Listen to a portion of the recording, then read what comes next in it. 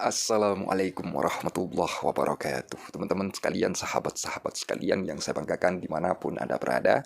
Pada kesempatan kali ini saya akan memutarkan ceramah terbaru dari Kiai Imaduddin Usman Al-Bantani. Dan tentu ini sangat penting untuk kita ketahui bersama. Perlu untuk kita cerna dari berbagai hal yang sebentar lagi akan disampaikan oleh beliau, Kiai Imaduddin Usman Al-Bantani. Dan tentu dalam hal ini ya, karena saya pandang ini penting, saya rasa ini penting, saya sebarluaskan biar saudara-saudara sekalian juga tahu ya, juga dapat memahami dari hal yang baru ya yang telah beliau ungkapkan. Oke, biar tidak panjang lebar seperti biasa, sebelum kita putarkan videonya, mari kita intro terlebih dahulu ya. Setelah itu kita simak ya. Ya, kita intro dulu.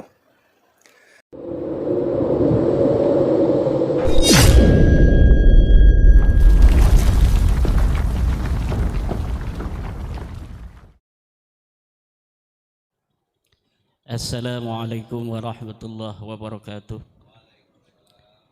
Alhamdulillahil malikil hakim, al-jawadil karimil azizir rahim, fattariqu ilaihi wadihul lil qasidin, waddalilu alaihi laihul lin nazirin. Wassalatu wassalamu ala sayyidina Muhammadin wa ala alihi wa sahbihi ajma'in. Ya Hayyu ya Qayyum, Ya Hannanu ya Mannan, Ya Dayyanu ya Sultan, Ya Dzal Jalali wal Ikram. Amma ba'du, faya ashabal fadail, guru kita bersama, orang tua kita bersama yang sedang pulang kampung, Abuya Mama Ghufran Al-Bantani, mata'anallah bituli hayati. Hari ini Pondok Pesantren Nahdlatul Ulum Cempaka Kresek Tangerang Banten mendapat keberkahan dari Allah Subhanahu wa taala dengan kedatangan guru kita bersama Abuya Mama Ghufran Al-Bantani yang didampingi oleh menantunya Gus Mujib, juga Sivitas Akademika, para pengasuh Pondok Pesantren Unik, Gus Ubad, Gus Ilyas, juga dari aparat negara Republik Indonesia Bapak Samsuri, Ustadz Mujib udah tadi, para santri, para rombongan dari pesantren Unik yang tidak dapat saya sebutkan satu persatu. Allah Subhanahu wa taala berfirman, wattaqullaha alladzi tasaaluna bihi wal arham. Dan takutlah kalian semua kepada Allah yang kalian saling meminta dengan namanya, dan takutlah kalian kepada sanak famili. Takut kepada sanak famili, jangan sampai putus silaturahmi. Hari ini keluarga saya yang dapat tugas di Jawa Timur, Abuya Mama Ghufran Al-Bantani, bersilaturahmi, menepung sanak agar ikatan rahim itu tetap terjaga. Kata Rasulullah, man arada ayyubsata lahu fi rizqihi wa yunsa'a lahu fi atharihi falyasil rahimah. Siapa orang yang mau banyak duitnya, siapa orang yang mau kaya raya, mobilnya Alphard kayak Mama Ghufran, tidak Terios seperti saya,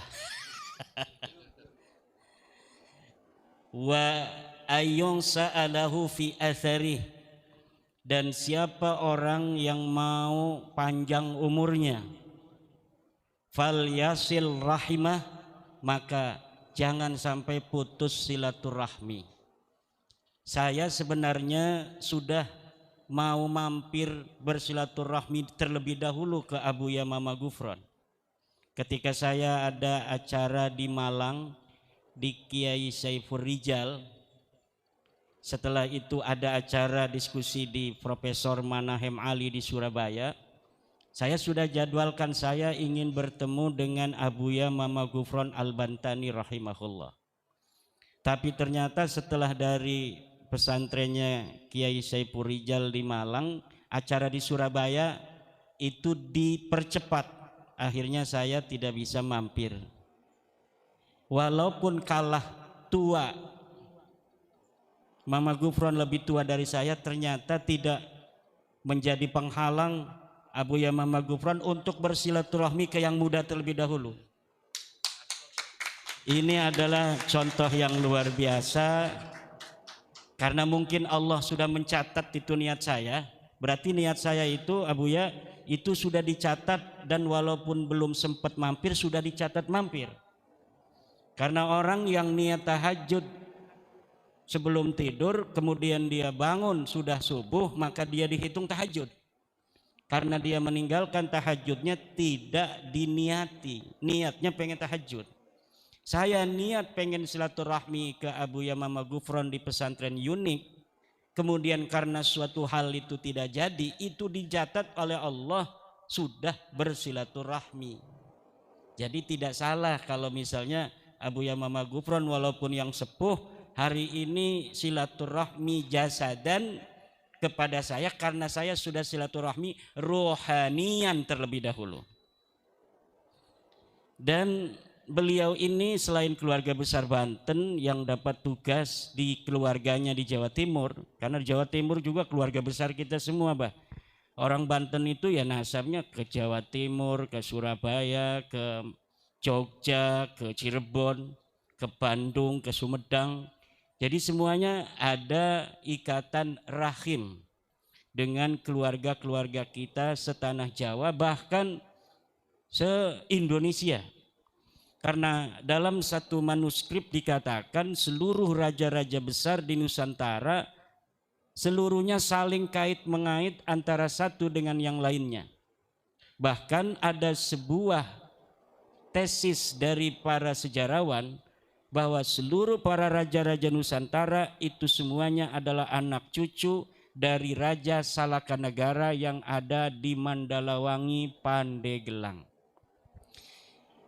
Jadi Indonesia yang hari ini menjadi negara kesatuan Republik Indonesia, dari Sabang sampai Merauke, itu memang bukan hanya bersaudara sebagai satu bangsa yang berada di suatu negara kesatuan Republik Indonesia, tetapi juga memang benar-benar saudara secara nasab dan keturunan. Alhamdulillah Sayyid Tengku Mudaqari ini sudah datang juga ikut bergabung. Monggo Sayyid Tengku Mudaqari Al-Kushashi.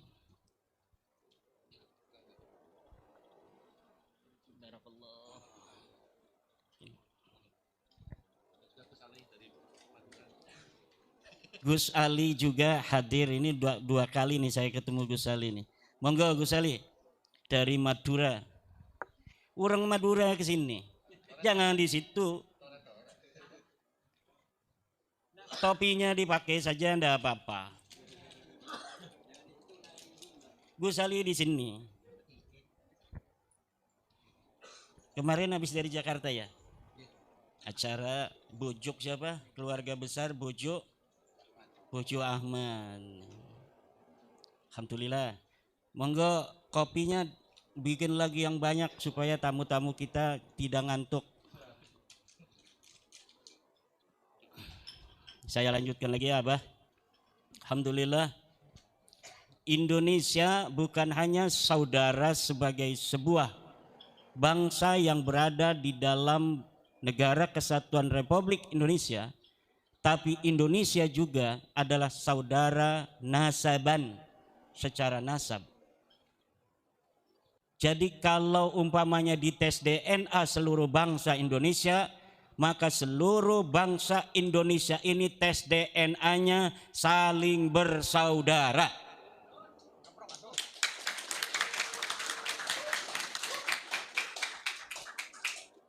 Dan ini yang harus terus dijaga.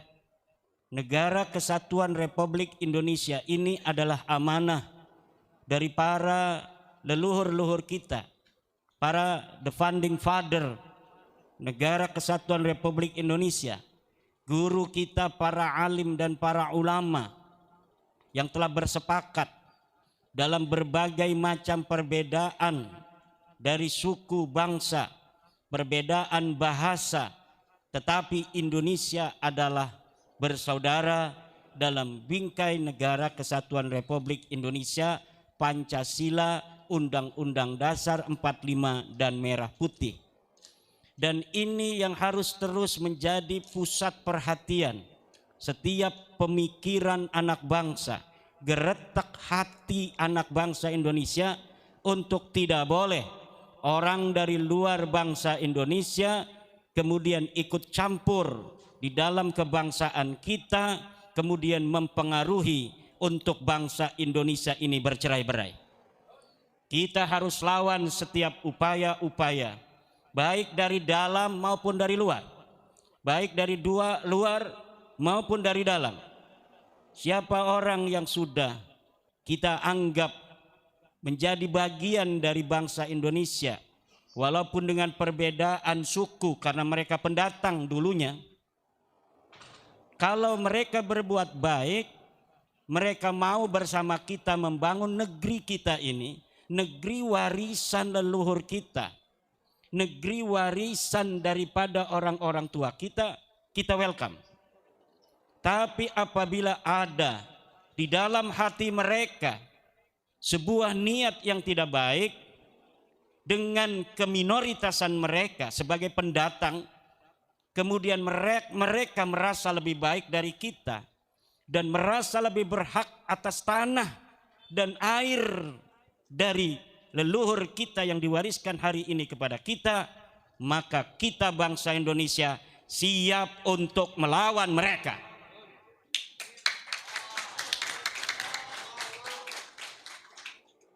Tidak boleh kita berikan celah, apalagi kita berikan pintu bagi mereka untuk menguasai kita jasadan wa ruhaniyah. Kita bangsa besar, turunan para raja-raja, harus memiliki jiwa yang besar. Kalaulah sebuah ajaran tata krama, ajaran kesopanan, sementara ajaran itu akan membawa kita menjadi inferior, bangsa yang merasa rendah diri sejajar dengan bangsa-bangsa lainnya, maka saya mengharapkan sopan santun itu dihilangkan. Apabila sopan santun anggah ungguh, tetapi kemudian sopan santun dan anggah ungguh itu menjadi celah, apalagi pintu bagi bangsa lain untuk menguasai bangsa kita, saudara-saudara kita, maka sopan santun anggah ungguh seperti itu untuk mereka dihilangkan, bahkan dihapuskan.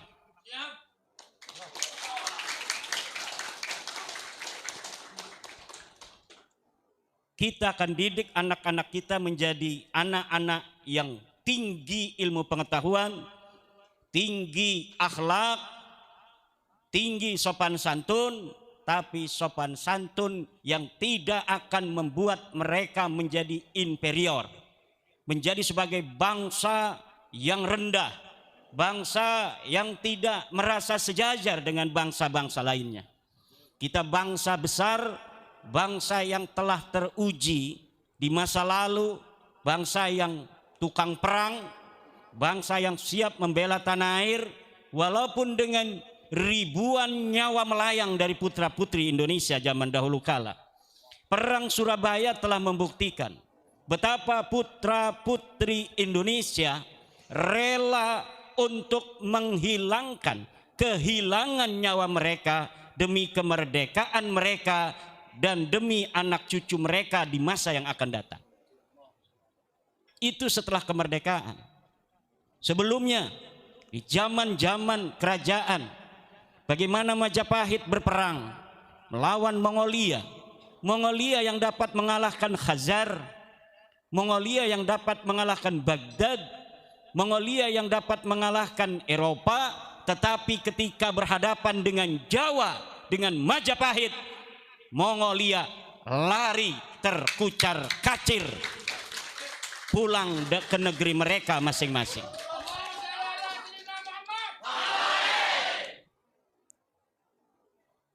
Dan inilah saudara-saudaraku yang harus kita tanamkan kepada putra-putri kita untuk bersama-sama dengan Tentara Negara Kesatuan Republik Indonesia, Kepolisian Republik Indonesia, menjaga setiap jengkal tanahnya, juga menjaga jiwanya.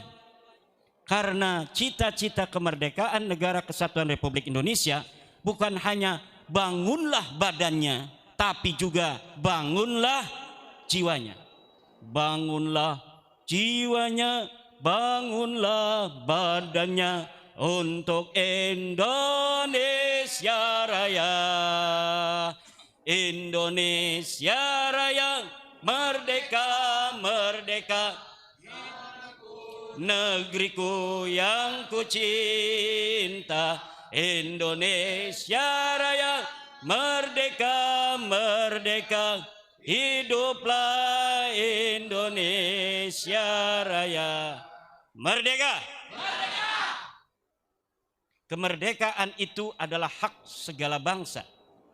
Dan oleh sebab itu, maka penjajahan di atas dunia harus dihapuskan karena tidak sesuai dengan pri kemanusiaan dan pri keadilan. Penjajahan itu, dulur-dulur sekalian, bukan hanya negara lain invasi ke negara kita, tetapi adalah penjajahan mental ketika sebuah ajaran menjadi sebuah penghalang besar bagi kemanusiaan kita untuk merdeka dalam berpikir, merdeka di dalam mendekatkan diri kepada Allah, merdeka di dalam berkarya, merdeka dalam berbicara, merdeka dalam segala hal. Kemerdekaan adalah hak sepan. Leluhur kita telah mencoret dengan tinta emas sejarahnya masa lalu. Ribuan nyawa dari mereka melayang demi kita hari ini. Mencoret indah tinta emas kesejarahannya di masa lalu, kemudian dia mati sebagai pejuang yang hari ini makamnya kemudian berubah bukan sebagai nama leluhur kita, tapi seakan-akan dia bukan orang Sunda, dia bukan orang Jawa, dia bukan orang Aceh, dia bukan orang Maluku, dia bukan orang Papua asli, dia bukan orang NTT asli, dia bukan orang Bali asli, dia bukan orang Madura asli. Seakan-akan yang dulu berjuang demi kita hari ini adalah bin Yahya, adalah Assegaf, dan itu sudah ada makam-makam yang dirubah namanya menjadi nama-nama semacam itu. Dan kita tidak boleh biarkan, siapapun tidak boleh biarkan. Ini santri jangan diem aja. Santri, narkib, ngaji kitab, tapi ada di kampungnya, buyutnya menjadi bin Yahya, diem aja. Ngedekukul.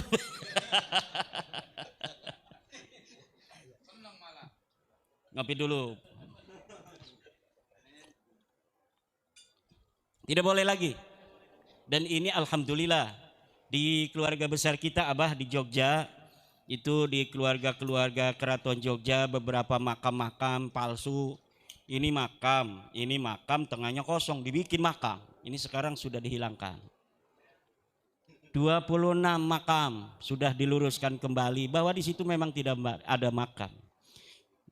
Ini kalau kita tidak sadari hari ini, maka sejarah itu akan berbelok, saudaraku Gus Ubad. Jangan hanya mikirin masalah kiai yang anaknya atau istrinya diminta oleh Habib. Sejarah ini yang penting. Ini sejarah ini kalau berubah hari ini, misalnya ini Pak Tentara, ini ada sejarah NU dirubah. Sejarah NU yang kita kenal adalah bahwa Mbah Hashim Asy'ari adalah pendiri Nahdlatul Ulama dengan puluhan kiai-kiai Surabaya, kiai-kiai Jawa Timur, kiai-kiai Cirebon, kiai-kiai Majalengka, Jawa Tengah dan lain sebagainya. Tetapi hari ini berubah, katanya yang mendirikan adalah Kabib-Kabib, kemudian memerintahkan kepada Mbah Hashim Asy'ari untuk menjadi ketua. Karena mereka tidak boleh jadi ketua, katanya karena imigran. Belanda tidak memperbolehkan imigran menjadi ketua perkumpulan. Akhirnya walaupun para kabib ini yang mendirikan, yang dijadikan ketua adalah Mbah Hashim Asy'ari. Ini tidak ada sama sekali dalam sejarah pendirian NU narasi-narasi sejarah historiografi semacam ini. Tapi ini mulai dibangun, mulai diciptakan untuk apa? Agar menjadi sebuah legal standing bagi mereka di masa depan untuk menguasai Nahdlatul Ulama. Mereka ada legal standing menjadi ketum, ada legal standing nanti menjadi rais am. Kenapa? Karena pendirinya juga adalah para orang-orang kabaib. Ini yang akan terjadi di masa depan. Kita, memang Nahdlatul Ulama itu bukanlah sebuah organisasi yang eksklusif, tidak. Siapa saja yang pantas untuk menjadi Ketua Umum Nahdlatul Ulama ya monggo, siapa saja yang berprestasi menjadi seorang kiai besar kemudian didukung oleh warga Nahdiyin untuk menjadi rais am ya boleh, tetapi harus berjalan dengan natural. Tidak boleh ada hegemoni dan dominasi.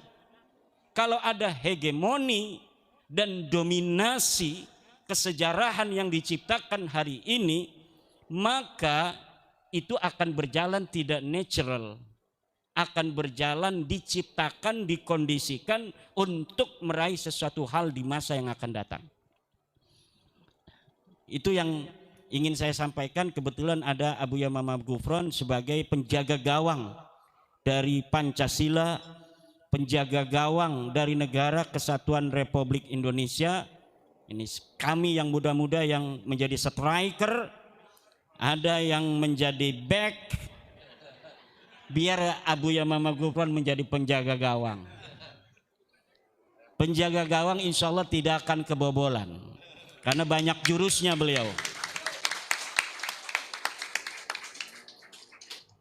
Abuya ini adalah murid dari Abuya Armin Cibuntu, mursyid Thariqah Al-Qadiriyah wan Naqsyabandiyah, yang merupakan murid daripada Abuya Asnawi Caringin.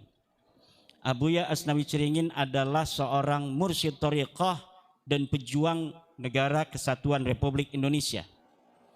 Beliau berperang tahun 1926 bersama seluruh murid-murid thariqahnya untuk berusaha memerdekakan Indonesia ini yang masih dijajah oleh Belanda.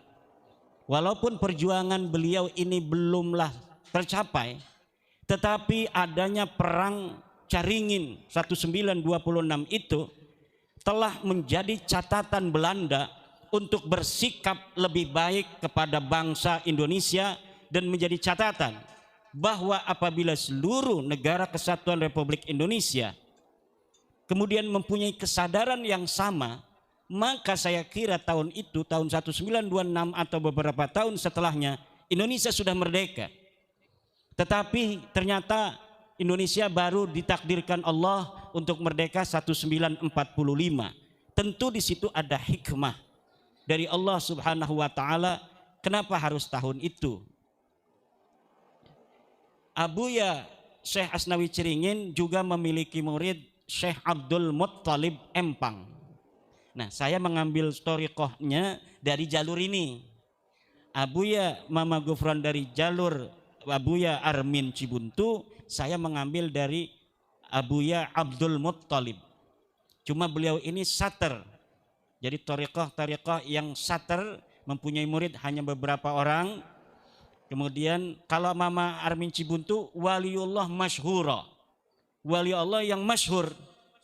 Jadi memang beliau dikenal seorang wali, beliau banyak tamu, banyak murid, dan lain sebagainya. Ada wali-wali Allah itu yang oleh Allah diizharkan, diibrazkan. Ada wali Allah yang diikhfakan. Dalam setiap masa ada kekasih-kekasih Allah yang alladzina la khafun alaihim walahum yahzanun, itu mereka yang diibrazkan. untuk menjadi suri tauladan bagi manusia, ada yang diikhfakan untuk mempunyai beberapa murid saja, kemudian diberikan setiap generasi demikian ila yaumil qiyamah. Keduanya sama-sama bermanfaat bagi umat untuk menjaga warisan daripada wirasatan nabawiyatan min sayyidina Muhammadin ila sayyidina Ali ibn Abi Talib summa ila man ba'dahu summa ila man ba'dahu summa ilaina fi yaumina hadza. Alhamdulillah. Maka beliau sebagai seorang pengamal mursyid thariqah yang memiliki nilai-nilai kepahlawanan dari leluhur thariqah Qadiriyah ini tidak bisa diragukan lagi. Karena secara nasaban, secara sanadan beliau memiliki nasab dan juga sanad pejuang untuk kemerdekaan negara kesatuan Republik Indonesia. Boleh tepuk tangan untuk Abuya Mama Gufron. Kemudian mengenai tadi Gus Ubad nanya apa motivasi asal muasal saya meneliti nasab. Itu sudah lama, sekarang mah bagaimana pasca terbuktinya bahwa para kabaib ini bukan keturunan Nabi, apa yang harus dilakukan oleh bangsa Indonesia, terutama dilakukan oleh para kabaib ini sendiri. Ya, satu, adaptasi. Menerima bahwa memang secara ilmu nasab mereka tidak terbukti sebagai turun Nabi, secara ilmu sejarah mereka tidak terbukti sebagai turun Nabi, secara ilmu biologi DNA mereka punya DNA bukan DNA keturunan keluarga Nabi besar Muhammad sallallahu alaihi wasallam. Kenapa harus menerima? Karena kemuliaan di atas dunia ini tidak ada yang berlandaskan dengan keturunan. Orang-orang besar banyak yang dia mencapai kebesaran dan kemuliaannya tanpa nasab yang dia jadikan sebuah landasan, dijadikan sebuah gacon, dieksploitasi oleh dia untuk mencapai tujuannya. Tidak ada. Kebanyakan para ulama besar mencapai kemuliaan keulamaannya dengan sungguh-sungguh belajar.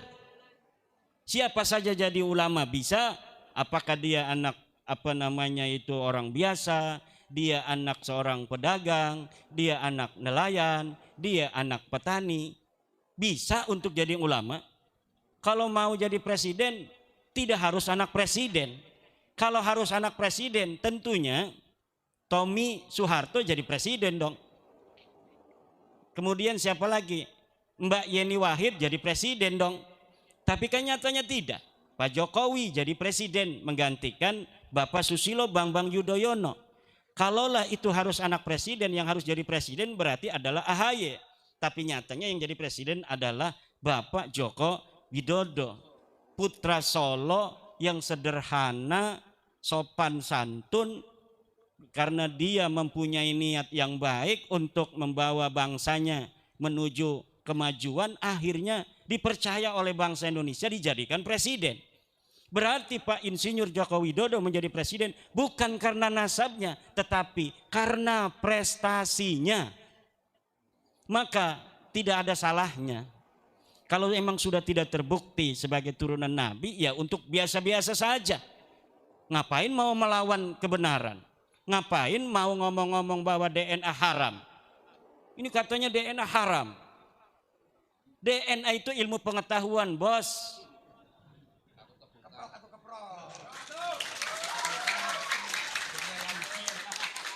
Nggak bisa kita haram-haramin.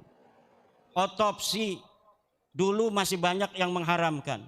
Tapi ketika negara ingin mengetahui siapa yang membunuh ini mayat, maka tanpa tanya kepada kiai untuk mencari kebenaran, negara mengotopsinya. Tidak ada misalnya golongan darah dulu fatwa-fatwa apakah golongan darah itu halal apa haram. Ketika negara dengan kewenangannya bahwa golongan darah, mengetahui golongan darah ini adalah manfaat untuk menolong manusia. Jika terjadi kecelakaan kurang darah, kemudian dicari siapa yang mempunyai golongan darah yang sama, negara tidak pernah tanya kepada kiai tentang boleh ataukah tidak orang mengetahui atau menguji golongan darah. Dilaksanakan saja karena manfaatnya itu lebih besar daripada mudaratnya. Begitu pula tes DNA. Tes DNA orang berteriak-teriak haram, haram, haram. Kalau negara membutuhkan tes DNA untuk mengetahui dalam pengadilan, betul tidak ini orang yang mengaku-ngaku keturunan Nabi ini sebagai keturunan Nabi, maka negara tidak akan tanya kepada para kiai apa hukumnya tes DNA, karena menurut negara menggunakannya manfaatnya lebih besar daripada tidak menggunakannya untuk mengetahui kebenaran orang yang terdakwa ini betul apa tidak sebagai keturunan Nabi. Ini nanti tinggal megang aja, diambil itu darahnya sedikit, diperiksa sama ahli DNA, ketahuan. Jadi masa depan itu, kalaulah hari ini dengan berbagai macam alasan mengelak dari bahwa mereka bukan turunan Nabi, masa depan tidak bisa lagi mengelak. Malunya akan lebih ketika nanti seluruh rakyat oleh negara diwajibkan tes DNA. Seluruh rakyat tes DNA, ingin mengetahui potensi-potensi penyakit yang ada bagi warga negara Indonesia agar ke depan dapat diantisipasi penyakit yang berpotensi ada pada dirinya di masa tua, agar dapat diantisipasi terlebih dahulu agar penyakit ini tidak menyerang dirinya. Itu bisa dilakukan oleh negara. Dan kalau nanti semuanya sudah tes DNA, negara memerintahkannya, ketahuan semua siapa yang haplogrupnya A, siapa yang haplogrupnya J, siapa yang haplogrupnya G. Maka sudahlah, daripada nanti suatu saat itu malunya akan lebih dalam, lebih baik sekarang ini menerima saja. Oke dah, kalau kata ahli biologi bahwa haplogrupnya Rasulullah itu J1 dan keturunannya yang mengaku sekarang harus berhaplogrup J1 juga, sedangkan kita ini hasilnya G, berarti kita tidak terkonfirmasi, tidak apa-apa. Jadi umatnya Nabi Muhammad juga sudah mulia, tidak apa-apa.